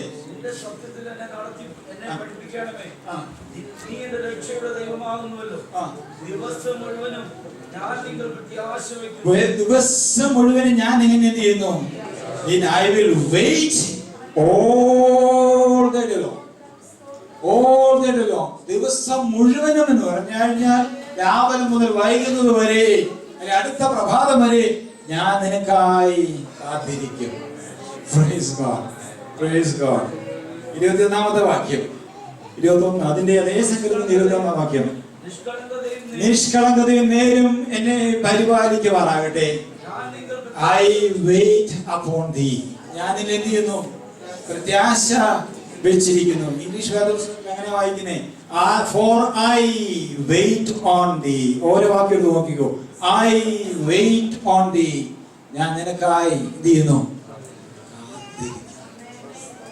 Praise God. നമ്മുടെ പ്രാർത്ഥനയ്ക്ക് മറുപടി കിട്ടാതെ അവസരം വരുന്ന അവസരത്തിൽ സങ്കീർത്തനക്കാരൻ പറയുകയാണ്, ഞാൻ നിന്നിൽ കാത്തിരിക്കുന്നു. പ്രതീക്ഷയോടെയുള്ള ഒരു കാത്തിരിപ്പിനെ കുറിച്ച് അത് പറയുന്നത്. A hopeful waiting. പ്രത്യാശയില്ലാത്ത. അതുകൊണ്ട് മലയാള വേദപുസ്തകത്തിൽ പ്രത്യാശ എന്ന് പറയുന്നത് ആ വെയിറ്റിങ്ങിനുള്ള ശരിയായ അർത്ഥം അതാ. അതുകൊണ്ടാണ് പറയുന്നത് ഞാൻ കാത്തിരിക്കും, പക്ഷെ ഞാൻ പ്രത്യാശയോടെ കാത്തിരിക്കും. അവർക്കൊരു ഇത് അനുഭവിച്ച അനേക സങ്കീർത്തനക്കാരുണ്ട്. അവരിൽ ഒരാള് പറയുക 27-ാം സങ്കീർത്തനത്തിൽ തന്റെ കൂട്ടുകാരെ നോക്കിക്കൊണ്ട് പറയുകയാണ്. 27-ാം സങ്കീർത്തനത്തിന്റെ 14-ാമത്തെ വാക്യത്തിൽ അവിടെ ആ സങ്കീർത്തനക്കാരൻ ദൈവത്തെ അനുഭവിച്ചു കഴിഞ്ഞ് അവൻ പറയുകയാണ്, യഹോവയിൽ പ്രത്യാശ വയ്ക്കുക. Okay, wait on the Lord. എല്ലാവർക്കും മിക്കവാർക്കും ഇംഗ്ലീഷ് അറിയാം. Wait on the Lord. Malayalam യഹോവയിൽ പ്രത്യാശ വയ്ക്കുക. ധൈര്യപ്പെട്ടിരിക്കാം. നിന്റെ ഹൃദയം ഉറച്ചിരിക്കട്ടെ. അതേ, wait I say on the Lord. ആമേൻ. ഒരു സങ്കീർത്തനക്കാരൻ മറ്റു സങ്കീർത്തനക്കാരൻ പറയുക, wait on the Lord. It's a rewarding waiting. അത് ഒരിക്കലും നമ്മളെ ഡിസപ്പോയിന്റ് ചെയ്യുന്നത് വെയിറ്റിംഗ് അല്ല. Wait upon the Lord. 123-ാം സങ്കീർത്തനം വളരെ സുന്ദരമായ ഒരു സങ്കീർത്തനമാണ്. അതിന്റെ 2-ാമത്തെ വാക്യം ഒന്ന് വായിച്ചേ. എങ്ങനെയാ വെയിറ്റിംഗ്? അവരുടെ അനുഭവത്തിലൂടെ അവർ കാണുകയാണ് എന്താണ് ഈ കാത്തിരിപ്പ് എന്ന് അവർ കാണുകയാണ്. എന്താ അത്? ദാസന്മാരുടെ കണ്ണ് യജമാനന്റെ കയ്യിലേക്കും ദാസിമാരുടെ കണ്ണ് യജമാനത്തിയുടെ കണ്ണ് എന്നപോലെ ഞങ്ങളുടെ കണ്ണ് ഞങ്ങളുടെ ദൈവമായ യഹോവയിലേക്ക് അവൻ നമ്മോട് കൃപ ചെയ്യോളം നോക്കിക്കൊണ്ടിരിക്കും. Praise God.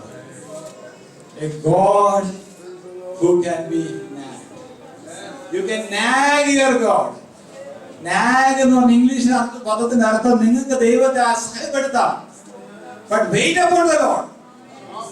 പക്ഷെ ദൈവത്തെ മാനിപ്പുലേറ്റ് ചെയ്യാൻ പറ്റുകയില്ല. ദൈവത്തെ എന്ത് ചെയ്യാൻ പറ്റുകയില്ല? കൃത്രിമം കാണിച്ചൊന്നും ജീവിക്കാൻ പറ്റുകയില്ല. നേരോടെ ദൈവസന്നിധി വരണമെന്നാണ് ദൈവത്തിന് പറയുന്നത്. അത് ചെയ്യുന്ന ദാസനും ദാസിയും ദൈവത്തിന്റെ കണ്ണിലേക്ക് നോക്കിയിരിക്കാനുള്ള കൃപ പ്രാപിക്കുക. ആ കൃപയ എത്രത്തോളം അവൻ നമ്മോട് കൃപ ചെയ്യുവോളം എത്ര ദിവസം കാത്തിരിക്കും? എത്ര മണിക്കൂറുകൾ കാത്തിരിക്കും? എത്ര വർഷങ്ങൾ കാത്തിരിക്കും? എത്ര വർഷം കാത്തിരിക്കുന്ന വിധി? അവൻ എന്നോട് കൃപ ചെയ്യുവോളം ഞാൻ അവനെ നോക്കിക്കൊണ്ടിരിക്കും. Praise God. Hallelujah. വെയിറ്റിംഗിന്റെ ലിമിറ്റ് അതാണ്. കാത്തിരിപ്പിന്റെ പരിധി എന്ന് പറഞ്ഞാൽ നീ എന്നെ അനുഗ്രഹിച്ചല്ലാതെ ഞാൻ ഇവിടെ. ആ മലയാള പരിഭാഷ ഇങ്ങനെയാ പരിഭാഷപ്പെടുത്തുന്നേ. നീ എന്നെ അനുഗ്രഹിച്ചല്ലാതെ നീ ഇവിടെ വിട്ടു പോവല്ല. ഇവിടെ നിന്ന് പോണമെങ്കിൽ എന്നെ അനുഗ്രഹിച്ചിട്ട് പോകണം. നമ്മൾ രണ്ടുപേരും കൂടെ നിൽക്കാൻ പോകും. പക്ഷെ ഒരു കാര്യമുണ്ട്, ഞാൻ നിന്നെ വിട്ട് വേറെ എവിടെ പോന്നു. ഞാൻ നിന്നെ വിട്ട് എവിടെ പോന്നു? ഞാൻ നിന്നെ കാത്തിരിക്കാൻ പോവാ. അന്യദേവന്മാരെ ആശ്രയിക്കുന്നവർ ലജ്ജിച്ചു പോകും. പക്ഷെ യഹോവയെ ആശ്രയിക്കുന്നവൻ എന്നേക്കും നിലനിൽക്കുന്നവൻ. Praise God. നമ്മുടെ ജീവിതത്തിൽ പലപ്പോഴും നമുക്ക് 20-ാം സങ്കീർത്തനത്തിൽ പലപ്പോഴും പറയുക, 20-ന്റെ 7-ാമത്തെ വാക്യം ഒന്ന് വായിച്ച് നമുക്ക് അവസാനിപ്പിക്കാം. 20-ന്റെ 7-ാമത്തെ വാക്യം. ചിലർ രഥങ്ങളിലും ചില കുതിരകളിലും ആശ്രയിക്കുന്നു, ഞങ്ങളോ ഞങ്ങളുടെ ദൈവമായ യഹോവയുടെ നാമത്തെ കീർത്തിക്കും. എന്തുകൊണ്ടാണ് ചിലർ രഥങ്ങളിലും കുതിരകളിലും ആശ്രയിക്കുന്നത്? അവർക്ക് അവൻ നമ്മോട് കൃപ ചെയ്യുവോളം കാത്തിരിക്കാനുള്ളതായ ക്ഷമയില്ലാതെ വേണ്ട. Praise God. അവർ കുതിരകളിലും രഥങ്ങളിലും ആശ്രയിക്കുന്നത് ഞങ്ങളുടെ ദൈവത്തിൽ അവർക്ക് വിശ്വാസമില്ലാഞ്ഞിട്ടാണ്. അവൻ പ്രവർത്തിക്കുവോളം കാത്തിരിക്കാൻ കഴിയാന്നില്ല. വേറൊരു കൂട്ടരുണ്ട്, അവർ 31-ാം സങ്കീർത്തനത്തിൽ 6-ാമത്തെ വാക്യത്തിൽ പറയുകയാണ്, അവർ ആശ്രയിക്കുന്നത് വ്യാജ വിഗ്രഹങ്ങളില്ല. അത് വായിച്ച് 31-ന്റെ 6. പകയ്ക്കുന്നു, ഞാനോ യഹോവയിൽ ആശ്രയിക്കും. നമ്മുടെ എല്ലാവരുടെയും ജീവിതത്തിൽ ഒരിക്കലെങ്കിലും ഈ പ്രലോഭനങ്ങൾ വരാറുണ്ട്. പ്രാർത്ഥിച്ചു പ്രാർത്ഥിച്ചു പ്രാർത്ഥിച്ചു, പ്രാർത്ഥനയ്ക്ക് മറുപടി. അറിയാവുന്ന ഭാഷയിലെല്ലാം പ്രാർത്ഥിച്ചു, പ്രാർത്ഥിക്കാൻ അറിയാവുന്നവരെ കൊണ്ടെല്ലാം പ്രാർത്ഥിപ്പിച്ചു, എന്നിട്ടും മറുപടിയില്ല. രണ്ട് കാരണങ്ങൾക്കാണ്. ഒന്ന്, കയ്യിലേക്കൊന്ന് നോക്കണം, ഇത് വെടിപ്പുള്ളതാണ്. ഹൃദയത്തിലേക്ക് നോക്കണം, നിർമ്മല ഹൃദയമാണ്. ഒരുപക്ഷെ അവിടെ കാണാൻ പ്രശ്നത്തിന്റെ അടിസ്ഥാനം, അത് അവിടെ കാണാൻ പ്രശ്നത്തിന്റെ അടിസ്ഥാനം. രണ്ട്, നോക്കണം, ഞാൻ ദൈവത്തിൽ ആശ്രയിക്കുന്ന അവസരത്തിൽ എന്റെ കണ്ണ് എക്സിറ്റ് ഡോറിലോട്ടാണോ? അർത്ഥം അറിയാമോ? ഞാൻ ദൈവത്തിൽ ആശ്രയിക്കുക, ഇത് നടന്നില്ലെങ്കിൽ ഓടാൻ സ്ഥലമുണ്ടെന്നാണ് നോക്കുന്നത്. എവിടേക്ക് പോകണമെന്ന് ഓപ്ഷൻസ് വെച്ചുകൊണ്ട് പ്രാർത്ഥിച്ചു കഴിഞ്ഞാൽ പ്രാർത്ഥനയ്ക്ക് മറുപടി കിട്ടാൻ പോകുന്നില്ല. ഓപ്ഷൻസ് വെച്ച് പ്രാർത്ഥിച്ചാൽ ഒരിക്കലും വിടുതലുണ്ടാകാൻ പോകുന്നില്ല. ഏകാഗ്രമായി ദൈവസന്നിധിയിൽ ആശ്രയിക്കുന്ന വിശ്വാസം ഉണ്ടെങ്കിൽ മാത്രമേ ദൈവം പ്രവർത്തിക്കൂ. അവന്റെ മഹാനായ അവർക്കുള്ളതാണ്. അങ്ങനെ വിശ്വാസമുള്ളവർക്ക് ദൈവത്തോട് ബാർഗെയിൻ ചെയ്യാം, ദൈവത്തെ പിടിച്ചു നിർത്താം, അവർക്ക് ദൈവത്തോട് വിലപേശാം. കാരണം അവരുടെ ഹൃദയം കർത്താവേ യഹോവേ, നിങ്ങളുടെ ഹൃദയം എന്നിൽ ഏകാഗ്രമായി, ഞങ്ങളുടെ കണ്ണ് ഫോക്കസ് ചെയ്തിരിക്കുകയാണ് നിന്റെ കയ്യിലേക്ക്. നിന്റെ കണ്ണിലേക്കല്ല, നിന്റെ കയ്യെ കർത്താവേ പോക്കറ്റിലേക്കാണോ, നിന്റെ കയ്യെ പേഴ്സിലേക്ക് പോകുന്നതാണോ ഞങ്ങൾ നോക്കിക്കൊണ്ടിരിക്കുക, നിന്റെ കയ്യിന്റെ ചലനങ്ങൾ എങ്ങോട്ടാണെന്ന്. പക്ഷെ ഞങ്ങൾ കാത്തിരിക്കും, നീ ഞങ്ങളോട് കൃപ ചെയ്യുവോളം ഞങ്ങൾ കാത്തിരിക്കുക. ദാസന്റെ കണ്ണ് യജമാനന്റെ കണ്ണിലേക്കും ദാസന്റെ കണ്ണ് യജമാനന്റെ കയ്യിലേക്കും എന്നപോലെ നീ ഞങ്ങളോട് കൃപ ചെയ്യുവോളം ഞങ്ങൾ നിനക്ക് വേണ്ടി ഉപവാസത്തിലും പ്രാർത്ഥനയിരിക്കുന്ന പ്രിയ സഹോദരി സഹോദരന്മാരെ, ഞാൻ ഇന്നത്തെ വചന ശുശ്രൂഷ അവസാനിപ്പിക്കുകയാണ്. പക്ഷെ ഒരു കാര്യം ഞാൻ പറഞ്ഞ് അവസാനിപ്പിക്കട്ടെ. 29 ദിവസം നിങ്ങൾ ഉപവസിക്കുന്ന ജീവിതത്തിന്റെ ക്രമീകരണം വരാൻ, ദൈവത്തെ കൂടുതൽ അറിയാൻ അത് ആവശ്യമാണ്. ആ സമയങ്ങളിൽ ഒരു കാര്യം നടക്കണം, ശുദ്ധീകരണം എന്ന് പറയുന്ന ഒരു വലിയ 21 ദിവസവും ഭക്ഷണം വെടിയുന്നത് നമ്മുടെ ശരീരത്തിന്റെ ശുദ്ധിക്ക് മാത്രമല്ല, നമ്മുടെ ആത്മാവിന്റെയും മനസ്സിന്റെയും ഹൃദയത്തിന്റെയും ശുദ്ധിക്കായിരിക്കണം. ആദ്യം ചോദിക്കട്ടെ, യഹോവേ നിന്റെ പർവ്വതത്തിൽ ആർ കയറും? കർത്താവേ, ആർക്ക് 20 ദിവസം ഉപവസിക്കാൻ കഴിയും? അങ്ങനെ ചെയ്താൽ പ്രാർത്ഥനയ്ക്ക് മറുപടി കിട്ടും. വെടിപ്പുള്ള കയ്യും നിർമ്മല ഹൃദയവും നേരായി നടക്കുന്നവർക്ക് ഒരു നന്മയും